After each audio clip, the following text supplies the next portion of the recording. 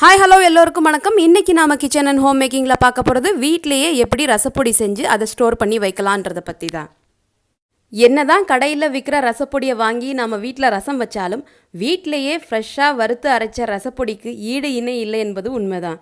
வீட்டிலையே நம்ம வறுத்து அரைச்ச ரசப்பொடியில் வர்ற ஃப்ளேவரும் ஃப்ரெஷ்னஸும் கடையில் வாங்குகிற பொடியில் எப்போவுமே கிடைக்கிறது கிடையாது. ரசப்பொடியில் சேர்க்குற இன்க்ரீடியன்ஸும் செய்கிற முறையும் வீட்டுக்கு வீடு மாறுபடும். அது மாதிரி நான் எங்கள் வீட்டில் எப்படி ரசப்பொடி ப்ரிப்பேர் பண்ணுறேன் என்பதை பற்றி இந்த வீடியோவில் பார்க்கலாம். இந்த வெர்ஷனும் உங்களுக்கு கண்டிப்பாக பிடிக்கும்னு நான் நினைக்கிறேன். ரசப்பொடி செய்ய தேவையான பொருட்கள்: மிளகு 1/4 கிலோ. எல்லா பொருட்களையுமே இப்போ நாம் டிபார்ட்மெண்டல் ஸ்டோர்ஸில் வாங்குறப்போ எல்லாமே பேக்கடாக தான் கிடைக்குது. அதனால் மிளகு வாங்குறப்போ அது நல்ல குவாலிட்டியாக இல்லையா அப்படின்னு நம்மளால் செக் பண்ணி வாங்க முடியாது. இன்கேஸ் நீங்கள் ஏதாவது ஹோல்சேல் ஸ்டோர்ஸ்லேயோ அல்லது மிளகு சுவை பார்த்துட்டு வாங்கலாம் அப்படின்னு சொல்கிற கடையிலையோ நீங்கள் மிளகு வாங்கினீங்கன்னா மிளகு வாங்குறப்போ கவனமாக நம்ம இருக்க வேண்டிய 2 விஷயம்: மிளகு பார்க்குறப்போ நிறைய சுருக்கமாக இருக்கக்கூடாது. இன்னொன்று, நீங்கள் மிளகை ருசித்து பார்த்தீங்கன்னா 1 நிமிஷத்துலேருந்து 2 நிமிஷத்துக்கு வரைக்கும் அந்த மிளகோட காரம் நம்ம நாக்கிலேயே இருக்கும். அந்த மாதிரி இருக்கிற மிளகு தான் நல்ல குவாலிட்டியான மிளகு. ஸோ இனிமேல் நீங்கள் மிளகு வாங்குறப்போ இந்த 2 டிப்ஸையும் மனசில் வச்சுக்கோங்க. அதே மாதிரி எல்லா மிளகும் கிட்டத்தட்ட ஒரே சைஸில் இருக்கிற மாதிரியும் இருக்கணும். சில கடைகளில் மிளகு வாங்குறப்போ மிளகு ரொம்ப பொடிசாக இருக்கும். அந்த மாதிரி மிளகுல நீங்கள் காரமோ டேஸ்ட்டோ எதிர்பார்க்க முடியாது. ஸோ மிளகு வாங்குறப்போ எல்லா மிளகும் ஒரே சைஸில் இருக்கா அப்படின்றத கவனித்து பார்த்து வாங்கிக்கோங்க. வரமிளகாய் 1/4 கிலோ. மிளகும் மிளகாயும் சம அளவில் எடுத்திருக்கோம். ஜீரகம் 25 கிராம். பெருங்காயம் 50 கிராம். நான் இன்னைக்கு கட்டி பெருங்காயம் வாங்கியிருக்கேன். நீங்கள் பெருங்காயத்தூள் யூஸ் பண்ணுறதா இருந்தாலும் பெருங்காயத்தூள் யூஸ் பண்ணிக்கலாம். காஞ்ச கருவேப்பிலை 2 கைப்பிடி அளவு எடுத்திருக்கேன். இந்த மாதிரி காஞ்ச கருவேப்பிலை உங்ககிட்ட இல்லைன்னா பரவாயில்ல, அதை நீங்கள் அவாய்ட் பண்ணிக்கலாம். ஆனால் கருவேப்பிலை சேர்க்குறப்போ ரசப்பொடிக்கும் சரி ரசமும் சரி நல்ல ஃப்ளேவர் கிடைக்கும். இல்லை பச்சை கருவேப்பிலை இருக்குது அது யூஸ் பண்ணிக்கலாமா அப்படின்னு கேட்டால் கண்டிப்பாக யூஸ் பண்ணிக்கலாம். நான் இன்றைக்கி காஞ்ச கருவேப்பிலையே எடுத்திருக்கனால அதை நான் இன்றைக்கி வறுத்து எடுக்க போகிறதில்ல. இன்கேஸ் நீங்கள் பச்சை கருவேப்பிலை யூஸ் பண்ணுறதா இருந்தால் அதையுமே நல்லா வறுத்து ரொம்பவும் தீஞ்சிடாமல் கவனமாக அதை வறுத்து எடுத்து அதில் கொஞ்சம் கூட மாய்ஸ்சர் கண்டென்ட் இல்லாத அளவுக்கு வறுத்து நீங்கள் மற்ற பொருட்களோடு சேர்த்து காய வச்சு எடுத்துக்கலாம். கருவேப்பிலை வீட்டில் எக்ஸஸாக இருக்கிற சமயத்தில் அதை நல்லா சுத்தம் செஞ்சு ஒரு தட்டில் வச்சு ஃபேன் காற்றுலேயே ஒரு 2-3 நாள் காய போட்டாலே இந்த காஞ்ச கருவேப்பிலை நமக்கு ரெடி ஆகிடும். இந்த காஞ்ச கருவேப்பிலையை நீங்கள் ஸ்டோர் பண்ணி வச்சுக்கிட்டா எவ்வளோ நாளைக்கு வேணாலும் அது நல்லா ஃப்ரெஷ்ஷாக இருக்கும். நம்ம பல ரெசிபி செய்கிறப்போ இதை யூஸ் பண்ணிக்கலாம். எல்லா இன்க்ரீடியன்ஸையுமே இப்போது தனித்தனியாக நாம் வறுத்து எடுத்துக்க போகிறோம். நல்ல ஒரு அடிகனமான பாத்திரத்தை ஸ்டவ்வில் வச்சு ஃப்ளேம் ஆன் பண்ணிடலாம். பேன் நல்லா சூடேறியதும் அதில் நாம் மிளகை முதல்ல வறுத்து எடுத்துடலாம். மிளகு இப்போ நிறைய குவான்டிட்டி இருக்கிறனால 2 அல்லது 3 பேட்சாக இதை பிரித்து நாம் வறுத்து எடுத்துக்கலாம். மொத்தமாக நம்ம வறுத்தோன்னா சரியாக ஈவனாக வருபடாதுன்றனால நாம் இப்போது பேட்சாக பிரித்து எடுத்துக்க போகிறோம். மிளகை 3-5 நிமிஷம் ஹை ஃப்ளேமில் கைவிடாமல் கிளறி வறுத்து எடுத்துக்கலாம். வீட்டில் நான் இப்போ தான் ரசப்பொடி செய்ய போகிறேன் அப்படின்னு சொல்கிறவங்க மீடியம் ஃப்ளேமில் வச்சு வறுத்து எடுத்துக்கோங்க. நீங்கள் எக்ஸ்ட்ரா 1 அல்லது 2 நிமிஷம் வறுத்து எடுத்தாலே போதும். மிளகுல உள்ள ஈரப்பதம் குறைகிறதுக்காக தான் நாம் மிளகை வறுத்து எடுக்கிறோம். அதே மாதிரி நாம் இன்றைக்கி செய்ய போகிற ரசப்பொடியோட குவான்டிட்டியும் கூடன்றனால அதை ரொம்ப நாள் ஸ்டோர் பண்ண வேண்டியிருக்கும். அதனால் ஸ்டோர் பண்ண வேண்டிய எல்லா பொருட்களையுமே நீங்கள் வறுத்து வெயிலில் காய போட்டு எடுத்து அரைச்சி வச்சிங்கன்னா எத்தனை மாதம் ஆனாலும் அந்த செஞ்சு வைக்கிற பொடியில் பூச்சியோ புழுவோ எதுவுமே வராது, நல்லா ஃப்ரெஷ்ஷாகவே இருக்கும். மிளகு சீக்கிரமாகவே வறுபட்டுடும். அதனால் மிளகு வறுக்கிறப்போ கவனமாக இருங்க, இல்லைன்னா மிளகு தீஞ்சு போயிடும். மிளகு நல்லா வறுப்பட்டதும் ஒவ்வொரு மிளகா வெடிக்க ஆரம்பிக்கும்.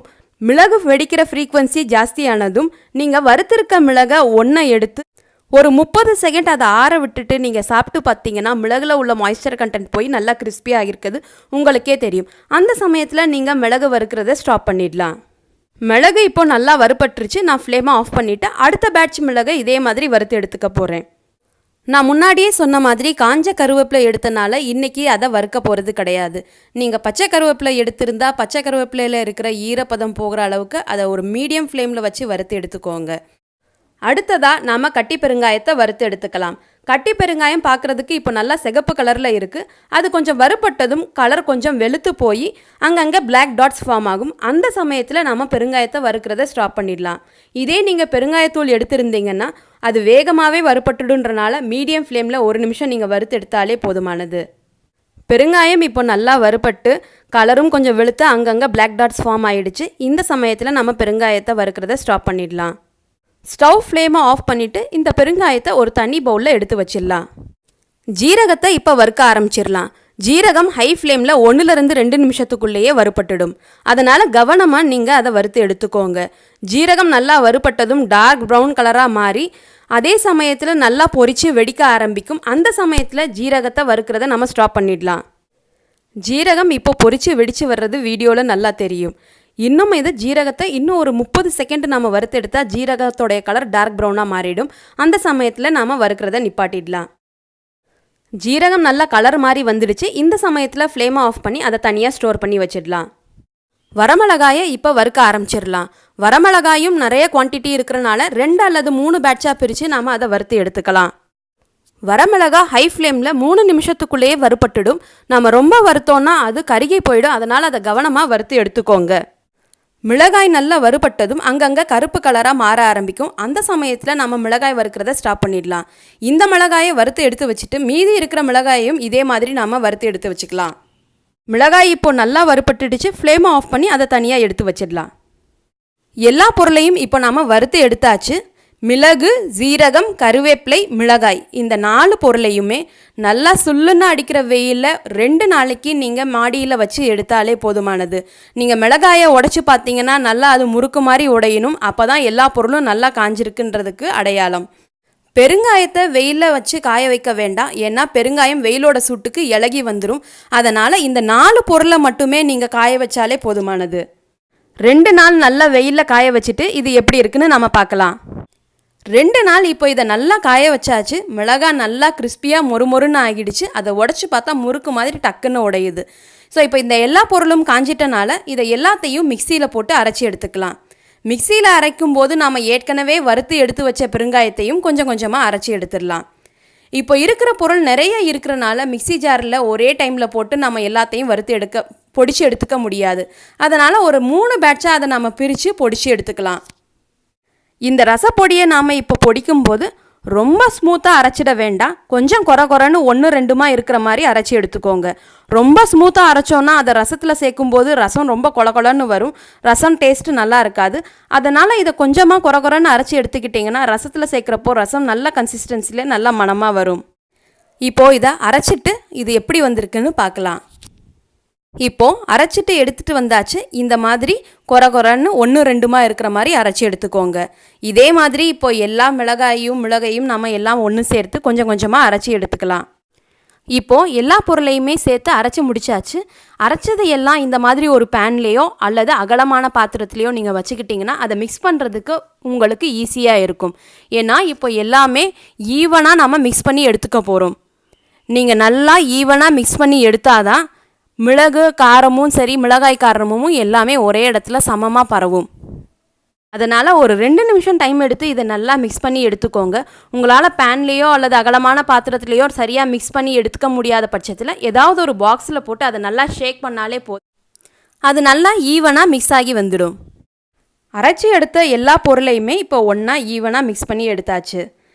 மிக்சி ஜாரில் நாம் இதை அரைக்கும் போது மிக்சி ஜார் கொஞ்சம் ஹீட்டாக இருக்கும். அந்த ஹீட்டானது இந்த பொடியிலையுமே இருக்கும். அதனால் இதை ஒரு 5 நிமிஷம் நீங்கள் ஆற விட்டுட்டு ஒரு ஏர்டைட் கண்டெய்னரில் ஸ்டோர் பண்ணி எடுத்து வச்சுக்கோங்க. சூட்டோட சூடாக எப்போவுமே எந்த பொடியுமே நீங்கள் கண்டெய்னரில் ஸ்டோர் பண்ணி எடுத்துக்க வேண்டாம்.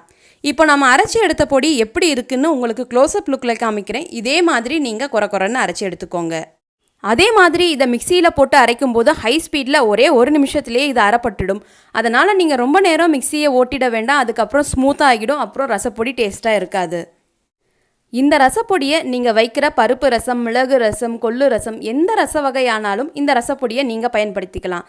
இதை நம்ம நல்லா வறுத்து வெயிலில் 2 நாள் காய வச்சு அரைச்சி எடுத்தனால இது 6 மாதம் ஆனாலும் இந்த ரசப்பொடியோட ஃப்ளேவரும் குறையாது, எந்த பூச்சி வண்டும் வராது. அதனால் இதை நீங்கள் ரொம்ப நாளைக்கு ஸ்டோர் பண்ணி யூஸ் பண்ணிக்கலாம். நல்லா மணமணக்க நம்மளுடைய ரசப்பொடி ரெடி ஆயிடுச்சு. இந்த ரசப்பொடியை நீங்களும் உங்கள் வீட்டில் ட்ரை பண்ணி பார்த்துட்டு உங்களுடைய ஃபீட்பேக்ஸை கமெண்ட் செக்ஷனில் போஸ்ட் பண்ணுங்கள். உங்களுக்கு இந்த வீடியோ பிடிச்சிருந்தா இந்த வீடியோவை லைக் அண்ட் ஷேர் பண்ணுங்கள். மறக்காமல் சேனலை சப்ஸ்கிரைப் பண்ணுங்கள். Thank you, by.